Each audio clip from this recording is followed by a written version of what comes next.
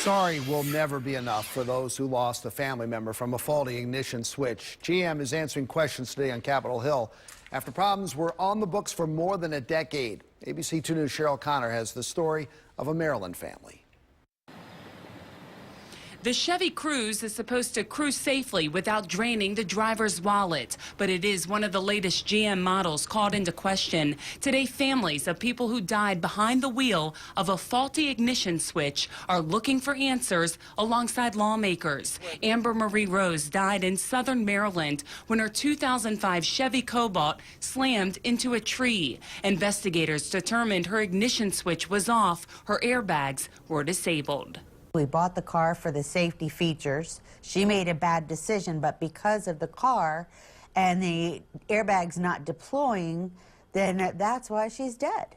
Police say speed and alcohol were also factors in the crash, but following the investigation, GM told owners of Cobalts to take items off their keychains so the key isn't pulled down. Lawmakers today said the company continued to sell cars knowing they were unsafe. Today's GM will do the right thing. That begins with my sincere apologies to everyone who has been affected by this recall, especially the families and friends who lost their lives or were injured. I am deeply sorry. Sorry isn't enough for those who say the auto giant knew millions of their small cars were unsafe as early as 2001. On Friday, GM told dealers to stop selling recent Cruze models. We spotted several Chevy Cruzes on local GM lots. A salesman here in White Marsh tells us they know which ones are safe to sell.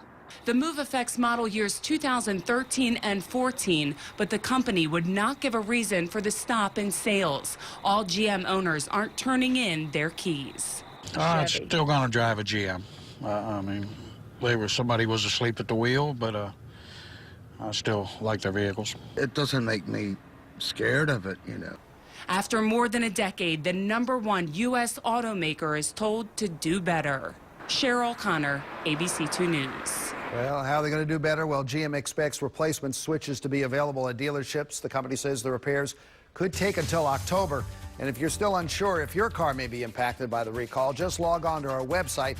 Multiple makes and models are affected. You can find a list of all the vehicles right there at abc2news.com in the Consumer News section.